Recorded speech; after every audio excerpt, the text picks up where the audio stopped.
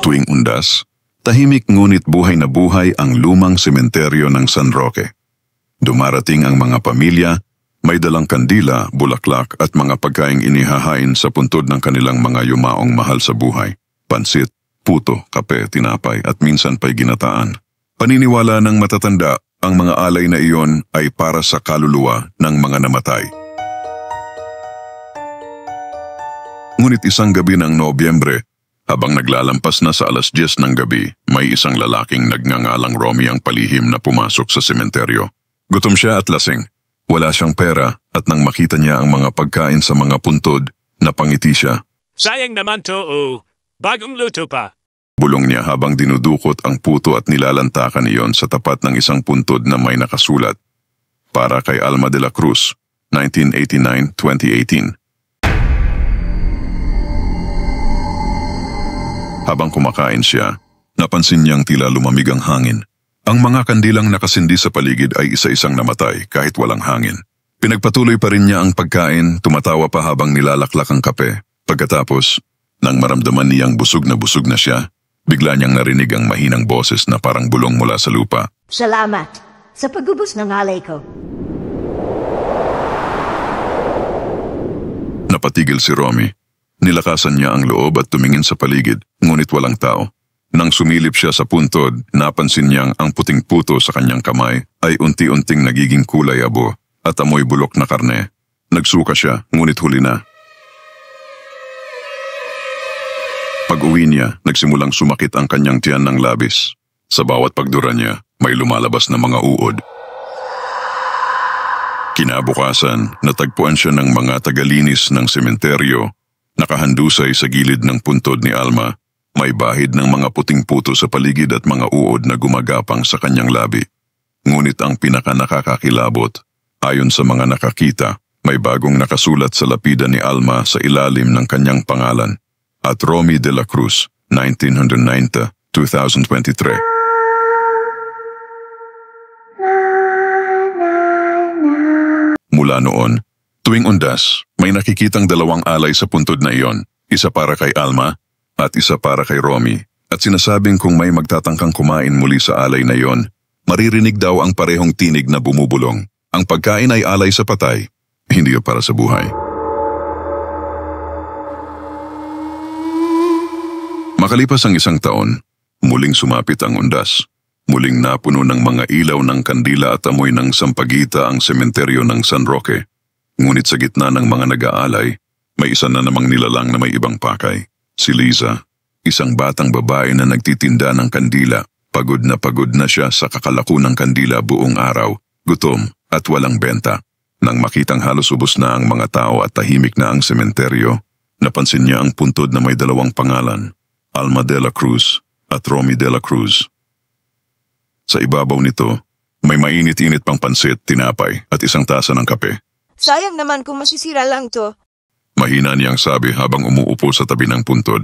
Kinagat niya ang tinapay, ininom ang kape at nagsimulang lamunin ang pansit. Ngunit habang kumakain siya, napansin niyang lumalapot ang lasa ng kape, parang dugo. Ang tinapay ay naging malamig at malambot, parang laman ng tao. Nabitawan niya ito at nagsimulang umatras.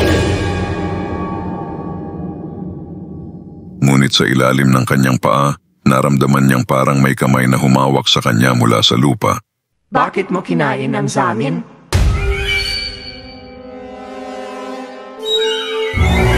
Mahinang bulong mula sa lupa, dalawang boses, isang babae at isang lalaki.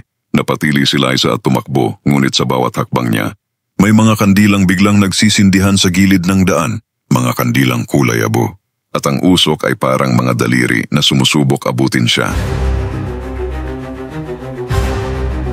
Habang patakbo siya sa labas ng sementeryo, tumigil siya sa tapat ng isang lumang puno.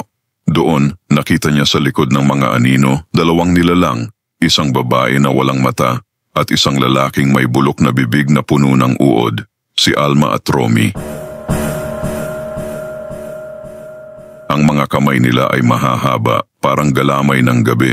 Nilapitan nila si Liza at sabay-sabay na nagsalita. Ang pagkain ay alay sa amin. Dahil kinain mo ito, ikaw na ngayon ang magiging alay. Sumigaw si Liza, ngunit walang nakarinig. Kinabukasan, natagpuan ng mga naglilinis ng sementeryo ang isang bagong puntod na walang nakalagay na pangalan.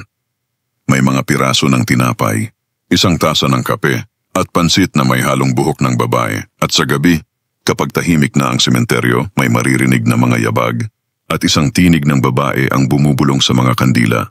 Huwag mong kakainin ang hindi para sa'yo. Mula noon, may isa na namang alay sa puntod ni na Alma at Romy para kay Liza, ang batang kumain ng pagkain ng mga patay. Lumipas ang maraming taon at sa bawat undas, laging may mga kababalaghang nagaganap sa lumang sementeryo ng San Roque. Marami ang nagkwento tungkol sa puntod ni na Alma, Romy at Liza na sinasabing sinumpa at bantay ng mga gutom na kaluluwa. Ngunit isang gabi ng undas, dumating si Mang Elias, ang bagong tagalinis ng sementeryo. Kilala siyang tahimik, mapagdasal at may mabuting puso. Habang nag-iikot siya, napansin niyang sa tapat ng puntod ni na Alma, Romy at Liza, may mga alay na pagkain na halos bulok na. Di nagalaw ng kahit sino. Lumuhod siya at mahinang nanalangin. Kung may kaluluwa mang hindi mapanatag, naway makamitin niyo na ang kapahinasan. Hindi ko kayo nilapastangan, ngunit kung kailangan niyo ng dasal, ibibigay ko. Habang sinasambit niya iyon, biglang umihip ang malamig na hangin. Ang mga kandilang matagal ng patay ay biglang nagliwanag, hindi puti kundi gintong apoy. Sa liwanag na iyon, sumulpot ang tatlong figura, isang babae, isang lalaki, at isang batang babae, sina Alma, Romy at Liza. Hindi sila nakakatakot ngayon. Ang kanilang mga mukha ay payapa at ang kanilang mga mata ay puno ng luha. Matagal kaming nagutom, hindi lang sa pagkain, kundi sa pagdasal. Ngayon, mapapahinga na kami. Unti-unti silang nawala sa liwanag, kasabay ng paglanghap ni Mang Elias ng isang amoy ng sampagita at bagong lutong tinapay. Nang imulat niya ang mata, tahimik na muli ang paligid.